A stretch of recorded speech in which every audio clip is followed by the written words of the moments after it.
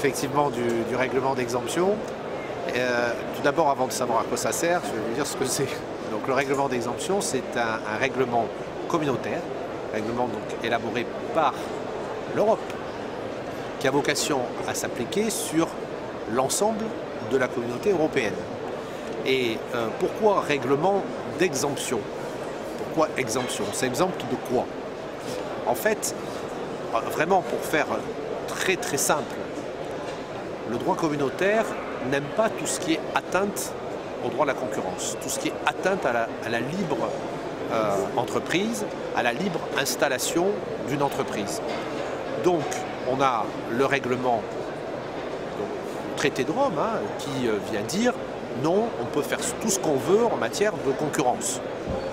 Mais dans certains cas, on peut effectivement mettre en place notamment des accords de type vertical, c'est-à-dire de fournisseur à distributeur. C'est possible, ce n'est pas contraire au droit communautaire, mais pour que ces contrats soient exemptés, pour que ces contrats soient considérés comme des contrats qui ne soient pas anticoncurrentiels, eh bien, certaines règles sont à respecter. Ils s'appliquent lorsque, par l'effet, alors c'est là où c'est un peu technique, par l'effet de ce qu'on appelle le double seuil, c'est-à-dire lorsque le fournisseur, lui, n'est pas trop présent, c'est-à-dire lorsqu'il ne représente pas plus de 30% du marché sur lequel il se déploie, et également, c'est pour ça qu'on emploie le terme de double seuil, lorsque l'acheteur, lui, non pas sur le plan local, va représenter 30% de son marché local, mais 30% des achats globaux. C'est-à-dire que ça serait l'acheteur trop important par rapport au marché sur lequel se déploie le fournisseur. Voilà, c'est ça qu'on appelle le double seuil.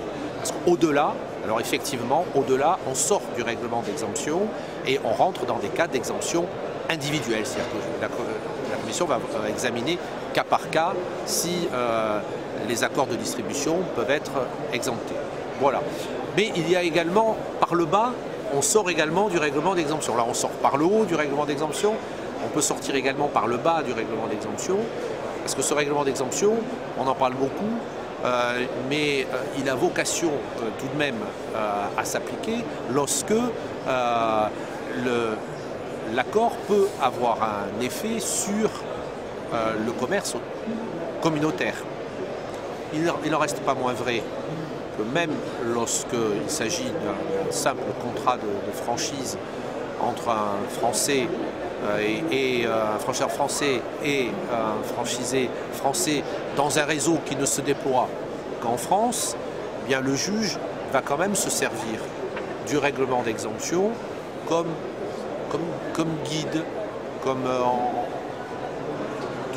dessus, comme vous voulez, dans les nuages, il va s'en inspirer.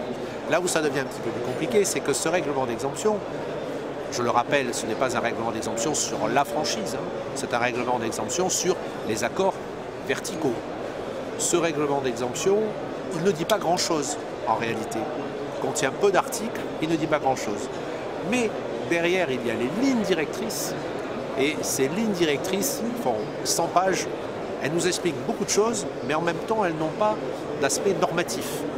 C'est une explication de texte, en quelque sorte, qui, là encore, sert d'accompagnement, sert de guide.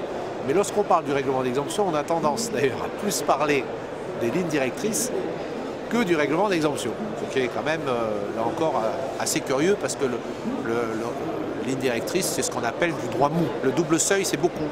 Je vous en rappelle que c'est cumulatif. C'est-à-dire qu'il faut à la fois, attention, à la fois que le franchiseur donc, ait capté plus de 30% du marché sur lequel il se déploie et que le franchisé représente plus de 30% des achats. C'est quand même beaucoup. Donc c'est justement fait pour ça, le seuil. C'est-à-dire qu'à partir de là, on va considérer qu'on est vraiment dans une très forte concentration de marché, qu'on est dans une très forte captation de marché avec peu d'acteurs. Peu d'acteurs sur le plan des fournisseurs et peu d'acteurs sur le plan des acheteurs. C'est quelque chose de nouveau dans le nouveau règlement d'exemption, puisque le règlement d'exemption, en plus, quelque chose qui se périme. C'est un règlement flaque d'eau qui s'évapore dans le temps.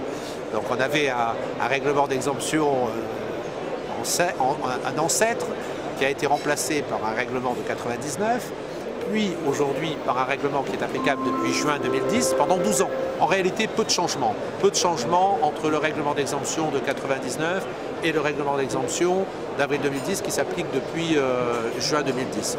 Parmi les nouveautés, il y a justement cette règle du double seuil, qui est nouvelle. Avant, il n'y avait qu'un seul seuil.